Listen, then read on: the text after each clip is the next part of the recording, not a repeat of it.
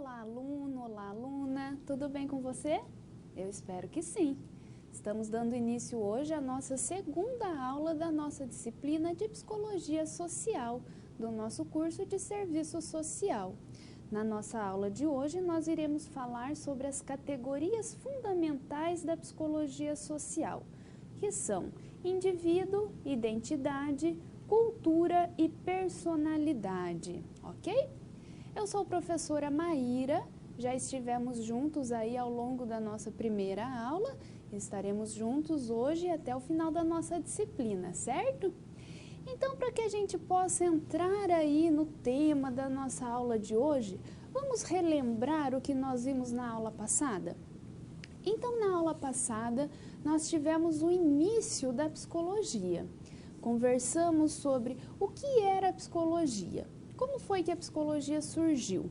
Então, nós vimos que a psicologia surgiu ligada à filosofia. A princípio, os questionamentos iniciais, eles giravam em torno de como é que é essa questão de mente e corpo. A preocupação central deles era a mente, né? Então, a mente e o corpo são duas coisas separadas? São partes de uma unidade só? Quando o corpo morre, a alma morre também? Quando o corpo morre, a alma fica vagando até encontrar um novo corpo para ela poder ocupar?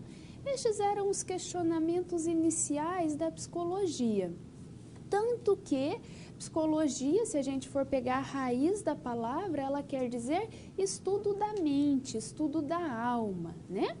Então, o tempo foi passando e esse objeto de estudo da psicologia ele foi sendo alterado. A princípio, então, nós tivemos essa ligação com a questão da mente, da alma.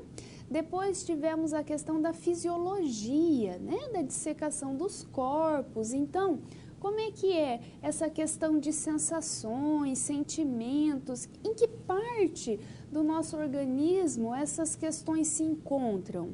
Até que no ano de 1879, Wundt cria o primeiro laboratório de psicologia experimental. A partir de então, nós vamos trabalhar com tudo aquilo que nós podemos mensurar, com tudo aquilo que nós podemos medir, ok?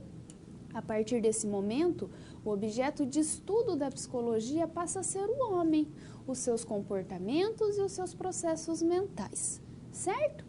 Vimos também ao longo da nossa aula passada sobre as diversas abordagens existentes na psicologia.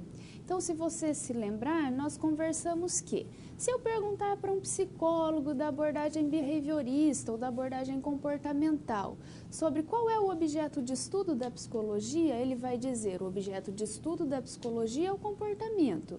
Se eu perguntar para um psicólogo da abordagem psicanalítica, ele vai dizer é o inconsciente. Então, temos aí várias abordagens, a psicologia da Gestalt, a psicologia analítica de Jung, a psicologia cognitiva, entre tantas outras. Além de termos abordagens, temos também áreas de atuação do psicólogo. O psicólogo pode trabalhar em diversos campos, seja hospitais, consultórios, escolas, organizações e pode também trabalhar com a nossa psicologia social. Então, entrando no tema da psicologia social, nós conversamos sobre o homem, a sua subjetividade, qual a importância desse homem inserido nesse ambiente social, qual a importância das suas interações sociais. Então, nós falamos também sobre os papéis sociais. Conversamos aí na aula passada que eu desempenho vários papéis sociais ao longo do meu dia. Então, eu desempenho inúmeros papéis sociais ao longo da minha vida, ok? E na aula de hoje vamos falar então sobre as categorias fundamentais dos indivíduos. Então, vamos falar de identidade, subjetividade, personalidade, o papel da cultura na nossa sociedade, entre tantas outras questões, certo? Para você que nos acompanha pelo Skype, o Skype da aula de hoje é Simone Carvalho. Então, carvalho3.tutel@croton.com.br, ok? Mande as suas dúvidas, os seus questionamentos. Nós estamos aqui para esclarecê-los, certo? Agora, vamos para os objetivos da nossa aula. Na aula de hoje, então, nós iremos compreender o processo de formação e o que caracteriza o homem através dos processos de identidade, formação da personalidade e das relações sociais. Então, quando eu pergunto quem é esse homem que a psicologia social tanto se interessa, nós temos que este homem, ele é um ser social. Ele é um indivíduo que precisa do outro para sobreviver, porque ele não sobrevive sem o outro. Então, essa sociedade, ela existe antes mesmo do indivíduo nascer.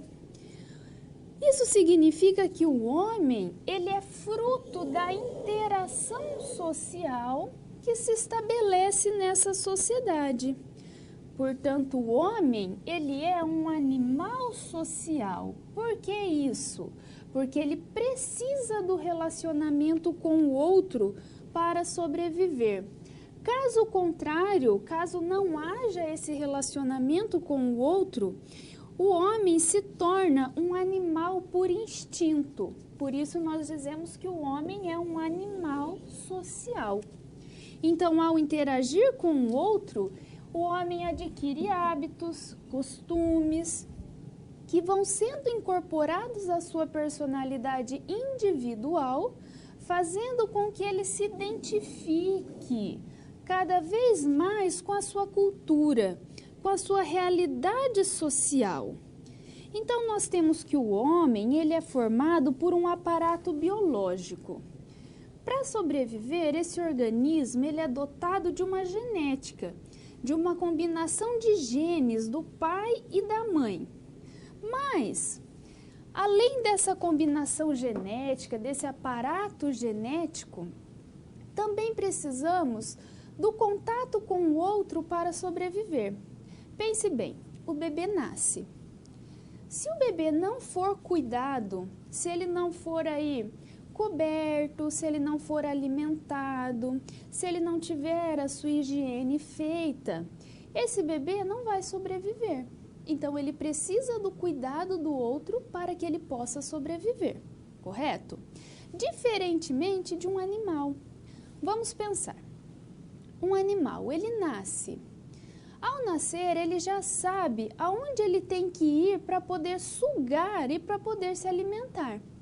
Então, instintivamente, esse animal sabe como se alimentar.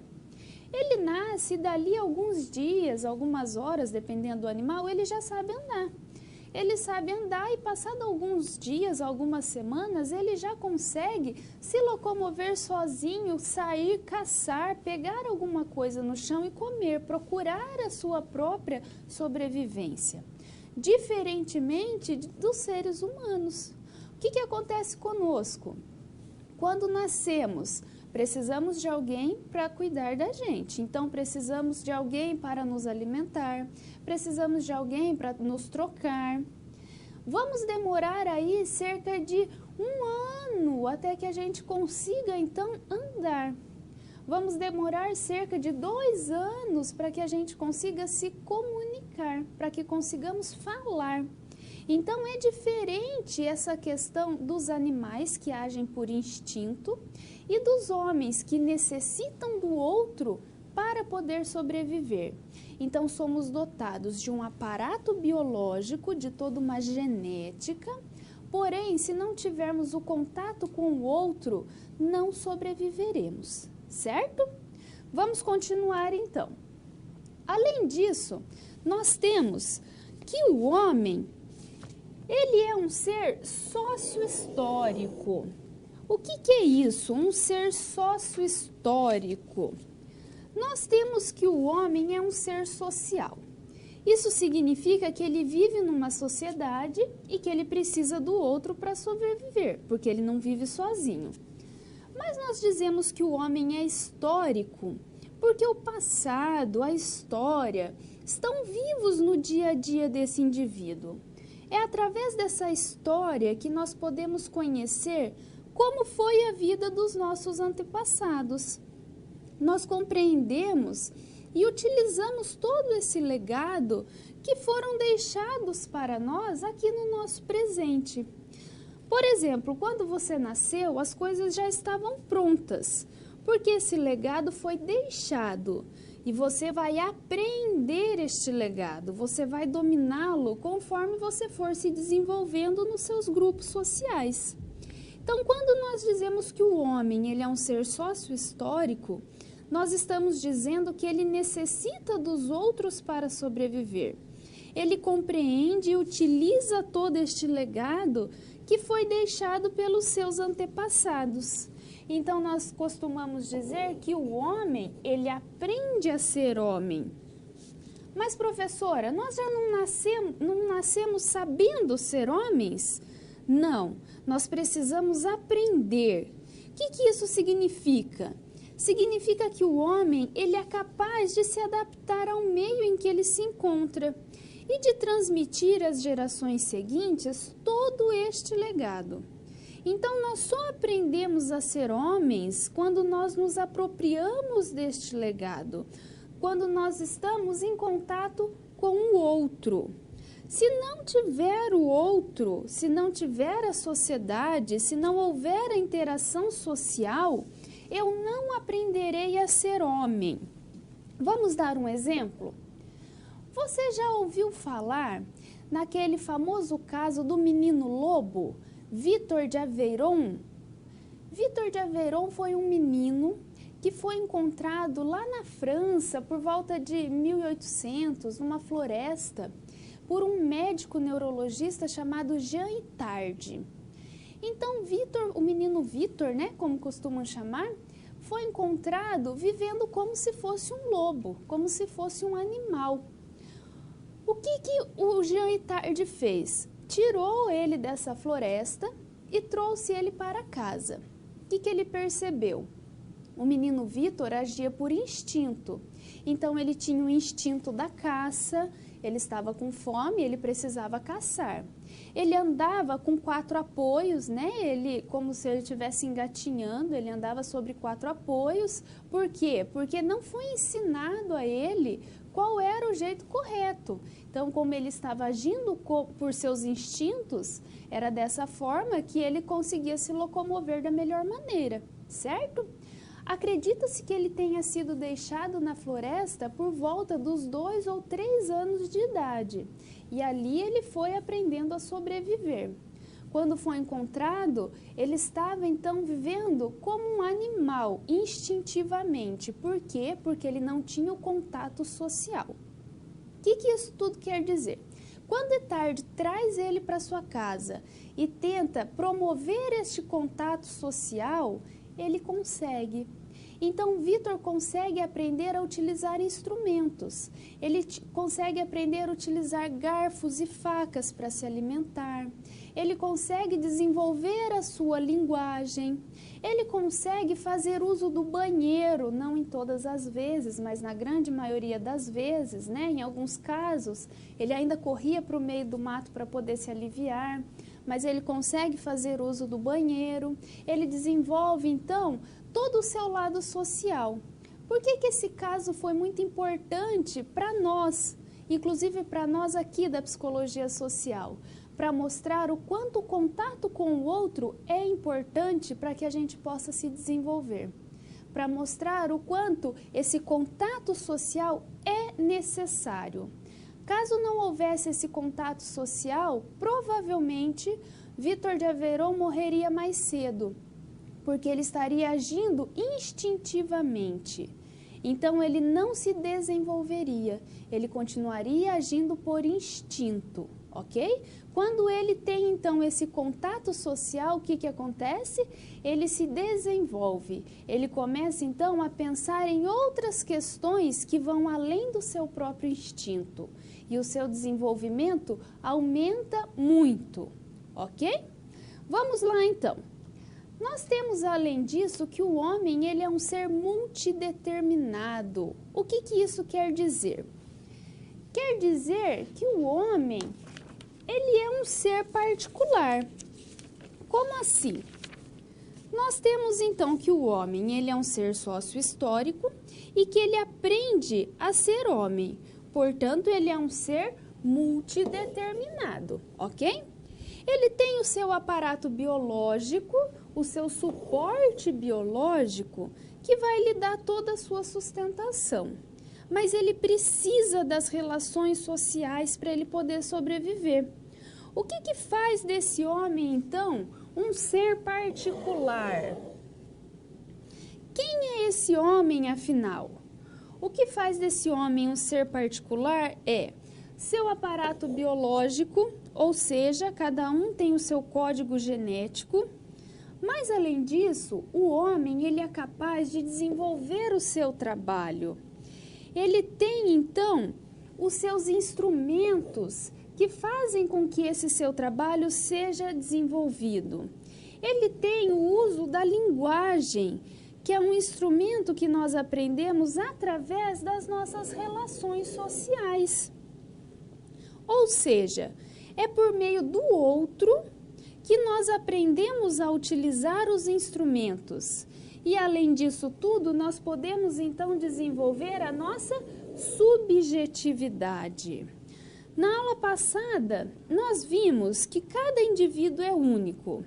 Mesmo em caso de gêmeos idênticos, nós temos que a genética ela é idêntica, porém a subjetividade é diferente. Cada um recebe os estímulos externos de maneira diferente. Por mais que os pais façam tudo igual para os dois filhos, cada um vai receber essas informações de uma maneira, porque cada um tem a sua subjetividade. Então vamos lembrar sempre, o homem precisa tanto da genética quanto do social para poder se desenvolver. Essa é uma visão interacionista, que vai falar muito da importância das duas questões, o biológico e também o social. E então, por conta disso, nós dizemos que este homem, ele é multideterminado. Mas aí eu pergunto, o que caracteriza o homem? O que diferencia esse homem dos outros animais? O que nos distingue dos outros seres humanos? Então, nós temos aí que as nossas particularidades, a princípio, são: o homem trabalha e utiliza os seus instrumentos. Mas, professora, o animal, ele também utiliza os instrumentos dele. Vamos pensar, por exemplo, em um macaco. Ele pode pegar um pedaço de pau, que é um instrumento, e tentar pegar uma fruta que está lá em cima, num galho mais alto, certo? Ele pode fazer isso, ele realmente está usando um instrumento, mas ele está fazendo uso desse instrumento para a sua própria sobrevivência. Então, ele está fazendo uso desse instrumento por instinto. E ele não está fazendo isso visando compreender o mundo ao seu redor. Essa é a grande diferença. Então, primeiro ponto, o homem trabalha e utiliza os instrumentos. Segundo ponto, o homem cria e utiliza a linguagem. Mas, professora, o animal também tem uma linguagem. De fato, o animal também tem uma linguagem, mas o animal não tem uma comunicação. Essa linguagem não visa a comunicação, são coisas diferentes. O animal faz uso dessa linguagem para sobreviver, mas o homem precisa dessa linguagem, precisa desenvolver essa comunicação para se sentir pertencente ao mundo ao seu redor, para poder compreender esse ambiente social do qual ele depende. E depois nós temos que o homem, ele é capaz de compreender este mundo ao seu redor. Então, nós dizemos que é essa linguagem que vai permitir que o homem se aproxime das outras pessoas, se comunique, para que ele possa compreender o mundo que está ao seu redor, certo? Então, agora eu tenho uma questão para você pensar. A questão é, Quem é você? Então, nós vimos que o homem tem a sua subjetividade, ele precisa do outro para sobreviver. E a pergunta é, quem é você no meio disso tudo? Como você pode se definir? Pense aí, eu volto daqui a pouco.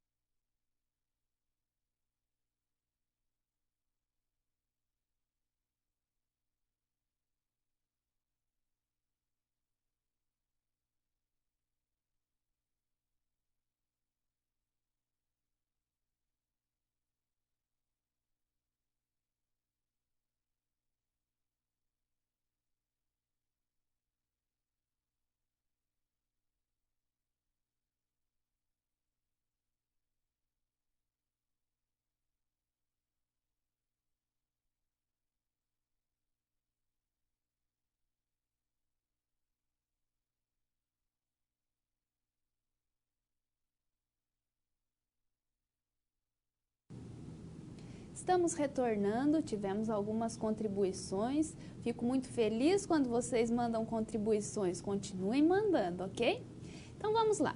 A aluna responde que é uma jovem sonhadora, cheia de objetivos, de personalidade forte, uma eterna aprendiz. Muito bem. A aluna responde que é uma menina sonhadora, determinada a correr atrás do que quer, procurando sempre ajudar o próximo. Ótimo, ao contato com o social, né? A aluna responde que é uma mulher cheia de garra para conquistar os objetivos da vida. Muito bem. A aluna responde que é uma pessoa objetiva e corre atrás do que faz e do que a faz feliz. Ótimo. A aluna declara que é mais um ser humano na tentativa de se comunicar bem, interação com o social. A outra diz que é uma cidadã que se relaciona com o seu todo, uma cidadã que se relaciona com o seu todo biológico, o seu todo social, o seu todo biopsicossocial, que é o que nós dizemos hoje em dia, né? Essa atividade é interessante para que a gente possa entender, então, que o meu eu, ele se dá também através do processo de socialização. E a pergunta que a gente tem que levar sempre em consideração é, será que eu me vejo, que a forma como eu me vejo é a mesma forma como as pessoas me veem? Será que eu me enxergo da mesma maneira como eu passo isso para a sociedade? E aí entra algumas questões interessantes aqui na área da psicologia social. Como é que está essa minha questão da identidade, da minha personalidade? Será que o que eu estou passando é aquilo que eu realmente sou? Então temos que pensar sempre nisso, certo? Falamos então sobre a questão do biológico, da importância do social, e agora vamos entrar numa questão muito importante que diz respeito à interação social. Acompanhe comigo. A interação social, ela acontece quando as pessoas são capazes de influenciar e de serem influenciadas por outras pessoas. Dessa maneira, nós podemos definir, grosso modo, interação social como sendo a ação recíproca de ideias, atos ou sentimentos entre as pessoas, entre grupos ou entre pessoas e grupos. A interação implica modificação do comportamento das pessoas ou grupos que dela participam. A base de toda a vida social é a interação, sendo ela responsável pela socialização dos indivíduos e também pela formação da personalidade. Essa é a definição dada por Dias em 2005. Então, nós podemos entender daí que é por meio dessa interação com o outro homem que o homem vai adquirindo hábitos, costumes que vão sendo incorporados à sua personalidade, à sua identidade, fazendo com que ele se identifique cada vez mais com a sua cultura, com a sua realidade. Então, vamos pensar agora no seguinte exemplo. Nós estamos lá no ponto de ônibus, nós e mais aquele monte de gente parados lá esperando o ônibus. Então, temos várias pessoas ao mesmo tempo, no mesmo lugar, com o mesmo objetivo. Será que isso caracteriza uma interação social? Será que nós podemos dizer que pelo fato de estarmos todos juntos, no mesmo lugar, com o mesmo objetivo, na mesma hora, caracteriza uma interação? Pense em várias pessoas assistindo a um show. As pessoas estão todas ali no mesmo momento, pelo mesmo objetivo. Pessoas assistindo um filme no cinema. Está tendo interação social? Não, não está tendo interação social. Para que a interação social aconteça, é necessário que haja a troca. É necessário que haja troca de afeto, é necessário que haja vínculo, é necessário que as pessoas tenham aí uma comunicação.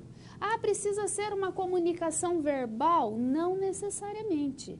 Precisa haver a troca, ok? Para que se caracterize a interação social, é necessário que haja troca. Essa interação social é tudo aquilo que vai nos caracterizar enquanto pessoas em uma sociedade vivendo um processo de socialização, certo? Existem, então, algumas formas de interação. Vamos acompanhar. Nós temos aí a interação, então, recíproca, que é aquela em que nós temos o contato com duas partes, né? Um contato aí em que as duas partes, elas se comunicam. E temos também a interação não recíproca, que são, por exemplo, os meios de comunicação físico, como um livro, a televisão, o rádio. Mas, professora, por que não recíproca? Porque nós temos que apenas um dos lados, nesse caso, influencia o outro. Então, pense assim, o livro. Eu conheço as ideias do autor, eu estou lendo aquele livro, tendo contato com as ideias daquele autor, mas eu não tenho o contato com esse autor. Então, é como se essa interação ela viesse apenas de um lado. Ela não fosse uma interação de uma via de mão dupla. Por isso, nós chamamos essa interação de não recíproca. Mas e a internet? O que você acha? Você acha que a internet é uma forma de interação social?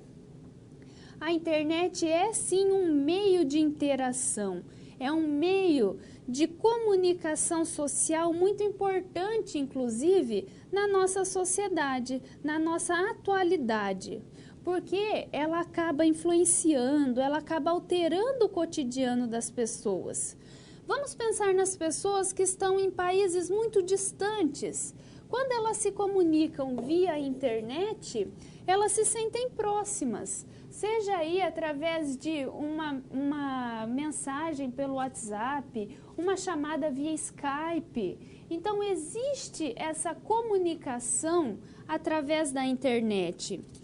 Então, nós costumamos dizer que essa distância, ela foi quebrada quando a internet surgiu.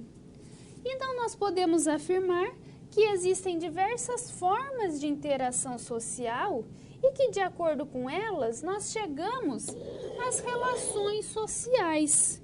O que são essas relações sociais? Essas relações sociais, elas fazem referência ao relacionamento entre um ou mais indivíduos no interior de um grupo social. Então, esse processo que nós temos de pertencer a grupos sociais, com as suas interações, as suas relações sociais, aprendendo os seus códigos, as suas normas, as suas regras de relacionamento, a sua cultura, a esse processo nós damos o nome de socialização, que é o processo de pertencer a grupos sociais com todas as suas interações. Então, se nós estamos em uma escola, em uma universidade, nós temos relações educacionais. Se nós pertencemos a determinada religião, frequentamos a igreja, grupo de jovens, grupos de casal, nós formamos relações religiosas. Nas famílias, temos relações familiares, entre os irmãos, entre pais, entre filhos, entre o próprio casal. Por isso, nós dizemos que nós estamos o tempo todo aprendendo as normas, as regras, a cultura, de acordo com cada relação social que nós vamos estabelecendo. Por isso, nós temos que o processo de socialização, ele é profundamente cultural. Por quê? Porque ele depende da nossa cultura. O que é essa cultura? A cultura, ela pode ser entendida como sendo tudo aquilo que é aprendido e partilhado pelos membros de uma sociedade. Alguns elementos fazem com que nós consigamos identificar determinada cultura. Entre eles estão o tipo de relações que se estabelece entre as pessoas, a vida material, a linguagem, a religião. São características aí que nos fazem identificar que cultura é essa. Por quê? Porque nós temos, por exemplo, uma cultura indígena, eles têm um certo tipo de linguagem, eles levam uma vida material diferente da nossa vida material aqui, enquanto seres urbanos, ok? Então, nós dizemos que o indivíduo, enquanto ser social, ele está inserido em um mundo multicultural, que possui regras, valores, crenças, diferentes identidades. De acordo com o grupo que nós participamos, nós vamos nos transformando, acrescentando novas aprendizagens à nossa identidade, à nossa personalidade. Pensamos agora, então, em um exemplo muito prático para trabalhar essa questão de cultura. Vamos pensar como é que o brasileiro cumprimenta uma pessoa. Fala para mim, quando você encontra um amigo seu, um colega que seja, um conhecido que seja na rua, o que você faz? A gente abraça, a gente beija, a gente dá tapinha nas costas, não é isso? A gente tem afeto, né? Isso é cultura brasileira.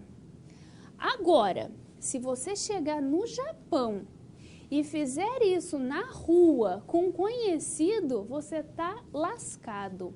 Por quê? Porque a cultura japonesa é diferente. Como é que os japoneses se cumprimentam? Um aceno de mão, um aceno de cabeça. É o máximo. Não existe essa aproximação do brasileiro, essa vinculação do brasileiro. Isso é referente à nossa cultura. Isso é referente ao que nós vivenciamos aqui, na nossa sociedade.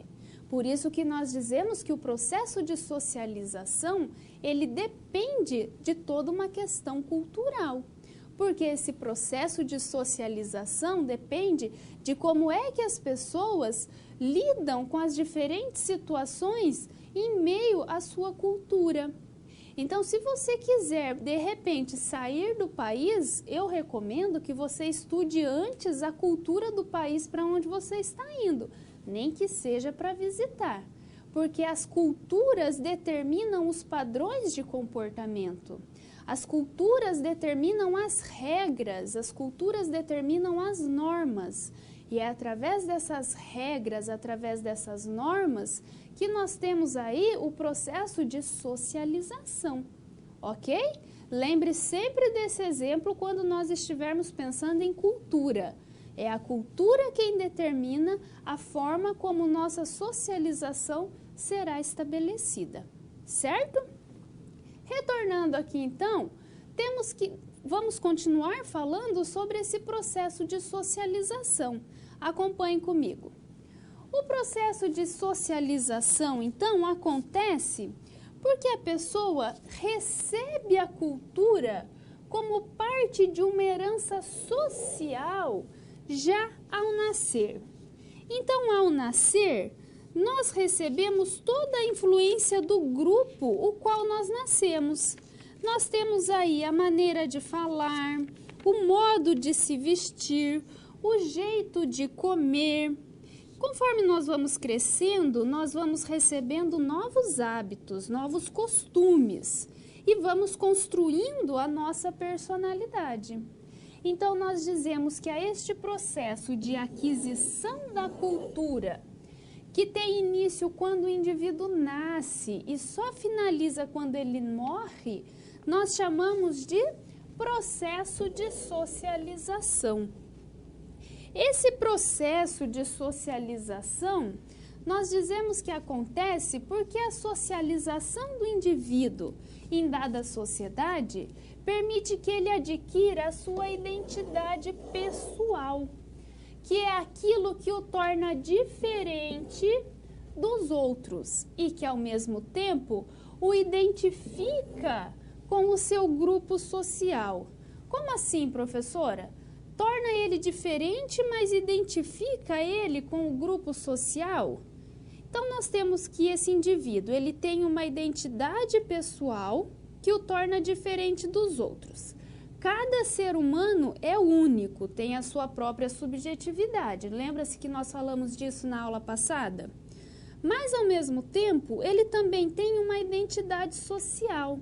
Por que isso? Porque ele pertence a um grupo social. Ele pertence a um grupo que o identifica. Então, são os mesmos valores, os mesmos costumes, os mesmos hábitos.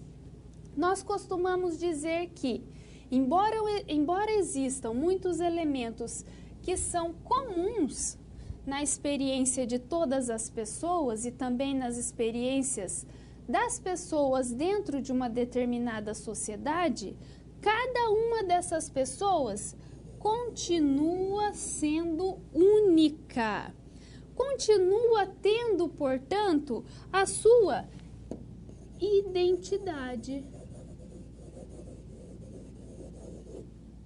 Continua tendo a sua identidade. Então, nós temos que idem vem do latim e quer dizer igualdade. Igualdade.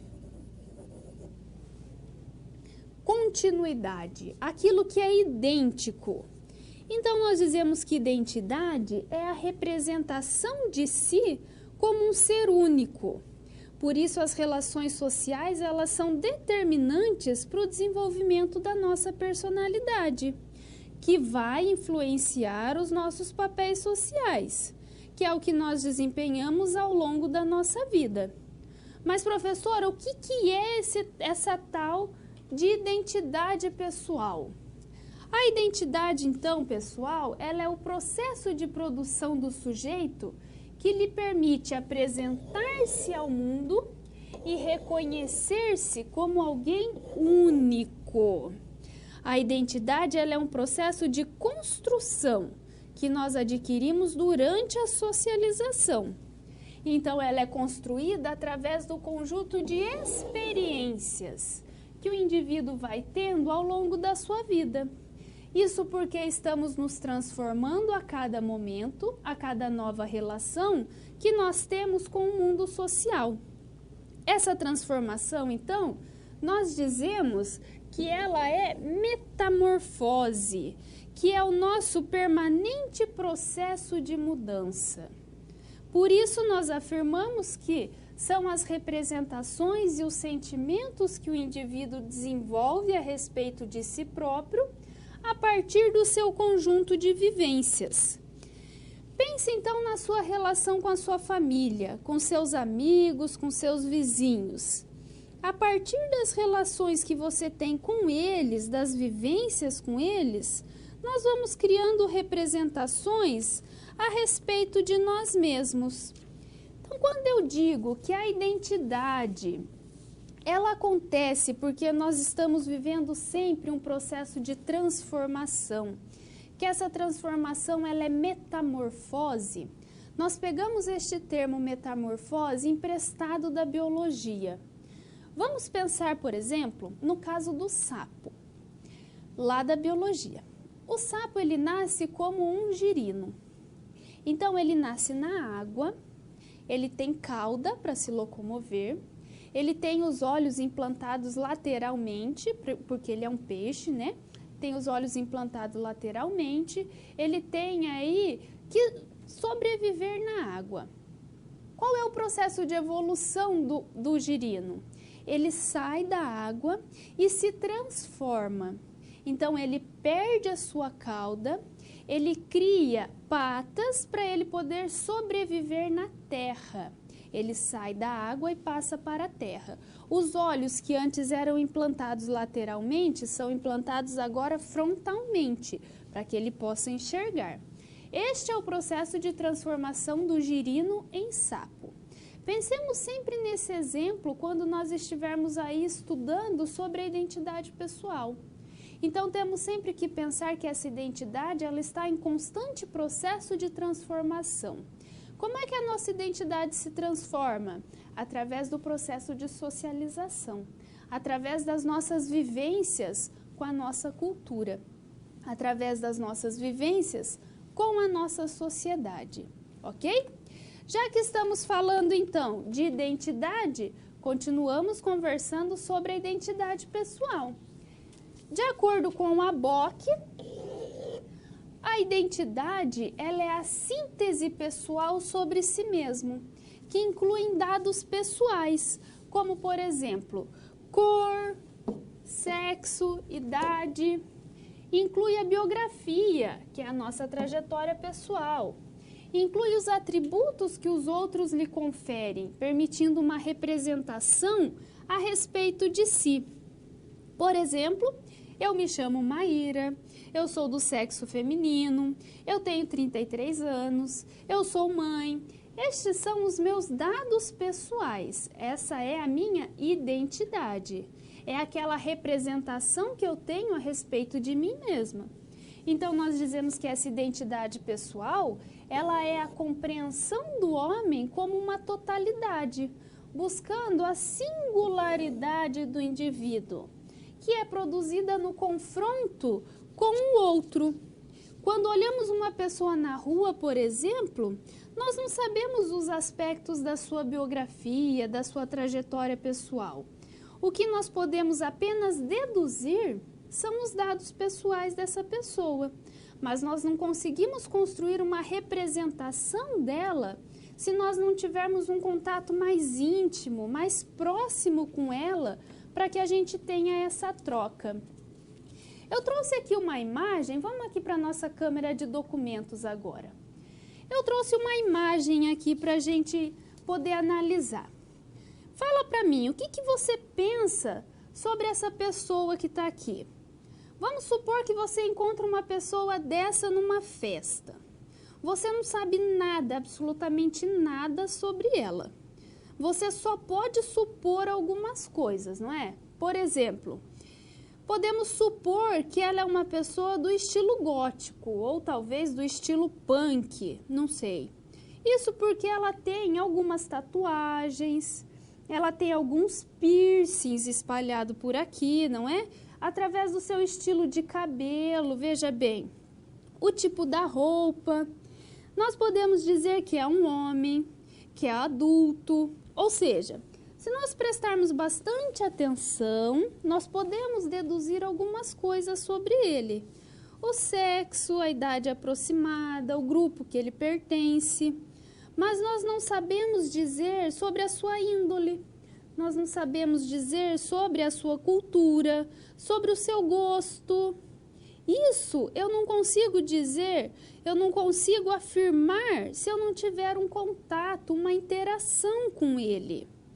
Será que ele pode, então, levando em consideração que ele se encontra aí numa cultura diferente da nossa, uma cultura gótica, punk, não sei, será que ele pode abandonar essa cultura e seguir uma outra cultura? Será que isso é possível, a gente mudar de cultura? Sim, isso é possível. Por que isso é possível? Porque nesse momento, esta é a sua identidade pessoal, a sua identidade social. Mas em outro momento ele pode deixar esta identidade e pode procurar se identificar com outra, conforme as vivências que ele vai tendo ao longo da sua vida. Por isso, então, nós dizemos que a identidade pessoal, vamos retornar aqui, ela não é construída, mas ela vai sendo construída ao longo da nossa vida. Ela não se apresenta sob a forma de uma entidade que rege o comportamento das pessoas, mas ela é o próprio comportamento, ela é ação, ela é verbo. Então, nós dizemos que a identidade do indivíduo não é algo acabado, não é algo estático, mas sim algo em constante transformação. Não se esqueça dessa palavra. Sempre que você for pensar em identidade, pense na transformação. As pessoas estão sempre perpassando por representações sociais, redefinindo-se em cada momento da sua vida, em cada contexto social. Então, diante dessa identidade pessoal, nós vamos adquirindo a nossa identidade social. Por que isso? Porque nós vamos estabelecendo relações sociais através das interações que nós formamos ao longo das nossas vidas. De acordo com essas interações, com essas relações, nós nos tornamos seres sociais e construímos então a nossa identidade social. O que isso quer dizer, professora? Isso quer dizer que as pessoas têm a sua identidade social a partir do momento que ela se identifica com outros seres sociais, com outros grupos, conforme ela vai se relacionando. Nós costumamos dizer que a nova psicologia social concebe o homem como sendo um ser social, que constrói a si próprio, ao mesmo tempo em que constrói com os outros homens a sociedade e a sua história. Pense aí na sua trajetória de vida. Será que você foi sempre a mesma pessoa? Quando nós falamos que a identidade não é algo acabado, mas sim algo que nós estamos sempre construindo, ela nos traz esse conceito de transformação, esse conceito de mudança permanente. Então pense, como que é possível uma pessoa mudar e continuar sendo ela mesma? É possível isso? De que forma? Vamos pensar o seguinte, eu sou Maíra, eu sou professora, sou mulher, tenho tantos anos, tenho cabelos escuros, tenho olhos castanhos, sou eu. Esta é a minha representação neste momento. Sou a sua professora de psicologia social, ok? Essa é a minha representação neste momento. Porém, a partir do momento que eu sair daqui, eu assumo um novo papel social. Lembra-se que nós falamos disso na aula passada também. Quando eu for para minha casa, eu continuo sendo a Maíra, mas agora eu sou mãe, agora eu sou esposa, agora eu sou dona de casa, agora eu sou filha. Então, a minha representação naquele momento vai ser outra. Então, quando eu digo como é possível as pessoas mudarem e continuarem sendo elas mesmas, a partir das nossas representações sociais, a partir dos nossos papéis sociais, a partir da nossa identidade social. Perceba que a minha identidade pessoal continua sendo a mesma.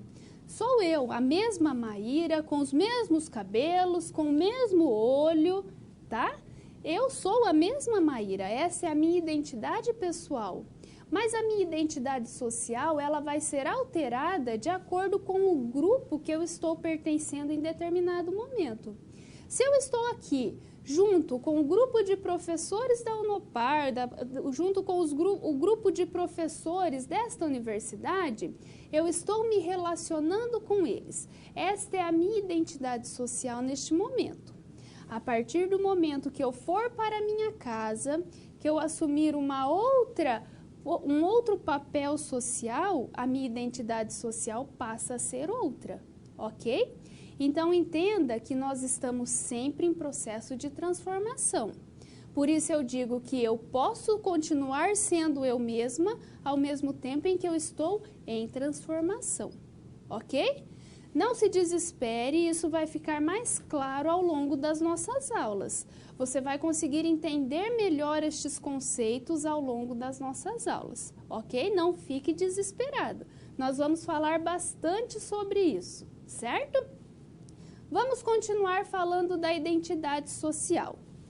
Temos então que a identidade social é o fato de descobrirmos quem e o que somos. Para que a gente possa afirmar a nossa identidade social, nós estabelecemos comparações com outros membros da sociedade. O que isso quer dizer? Que nós podemos mudar até morrer, porque nós estamos construindo sempre a nossa identidade. Esse nosso eu, ele está em constante construção. Então, as pessoas estão sempre mudando, ao mesmo tempo em que continuam sendo elas mesmas. Pense agora num outro exemplo. Nós aprendemos a nos vestir de acordo com a cultura que nós pertencemos. Então, aqui entra, já no momento da gravidez, aquela questão da escolha da cor do quarto. Se é menina, por exemplo, o quarto vai ser cor-de-rosa. Tem toda uma projeção de expectativas em cima desse bebê. A criança vai aprendendo a se vestir conforme ela for crescendo, de acordo com as normas, as regras da sua família. Se vamos para a escola, nós usamos um uniforme justamente para que a gente possa se uniformizar, ou seja, para que todos estejam iguais. Essa é uma identidade social. Agora, se eu saio da escola, continuo andando na rua, quem me vê com o uniforme sabe a qual escola eu pertenço, que fica em determinado bairro, de determinada classe social. Então, aquele uniforme, ele me leva a ter uma identidade social. Quando eu estou sem esse uniforme, quem me identifica? Quando eu estou lá em casa, à vontade, fazendo o que eu gosto, conversando com a minha mãe, essa é a minha identidade pessoal. Pense na questão da comparação com os grupos. Pense aí, se nós vamos para um clube, por exemplo, nós utilizamos um traje de banho. Se nós vamos para um casamento, nós usamos um traje formal. É possível eu ir para um casamento de biquíni? O que vai acontecer? As pessoas vão estranhar muito, não é? Por quê? Porque eu estou indo contra as regras estabelecidas para aquela cultura. Então, quando eu tenho uma identidade social, eu faço uso de todas as regras desse grupo o qual eu pertenço. Então, por isso, a identidade social, ela está sempre associada à identificação com um grupo particular e à diferenciação com outros grupos. Então, o processo de formação da identidade social, ele passa por dois momentos. O primeiro, a diferenciação do grupo mais geral, e o segundo, a procura pelos semelhantes que constituirão um grupo, que fará com que o indivíduo se identifique como tal perante os demais. Vamos pensar aí no exemplo do uniforme que eu falei agora há pouco. Eu uso o uniforme na escola, então eu estou ligada à identificação de um grupo em particular. E eu também tenho uma diferenciação com um grupo mais geral. Eu pertenço à escola X e não pertenço à escola Y. Então, nós sempre buscamos uma diferenciação de um grupo maior e procuramos pelos semelhantes que constituirão um grupo menor, que fará com que o indivíduo se identifique perante as demais pessoas. Nesse sentido, nós podemos afirmar que as identidades, tanto a pessoal quanto a social, no seu conjunto, refletem a estrutura social, ao mesmo tempo em que reagem sobre ela, conservando-a e transformando-a. Assim, a identidade é a referência na qual surge o conceito e a imagem de si. É um processo de construção permanente, em contínua transformação, desde antes de nascer até a morte. E nesse processo de mudança, o novo, que é quem eu sou agora, amalgama-se, mistura-se com o velho, que é quem eu fui ontem, quando eu era adolescente, quando eu era uma criança. E isso é o que dá o fio da história de cada um. Um olhar atento para além das aparências e dos preconceitos, perceberá que o antigo está no novo. Essa é uma definição da Bock também. Portanto, nós costumamos dizer que a individualidade não é algo pronto, não é algo acabado, estático, mas sim algo que está em constante transformação. Algo que vem sempre se transformando, o velho se misturando com o novo, para que a gente tenha sempre esse processo de transformação e esse processo de construção da nossa identidade. Tanto a nossa identidade pessoal como a nossa identidade social. Esse é um processo que não tem fim jamais. Ele começa quando nós nascemos e ele só vai terminar no momento em que nós morrermos. Ok? Agora, então, nós vamos para o momento de perguntas. Mande as suas dúvidas, os seus questionamentos. Eu volto daqui a pouco.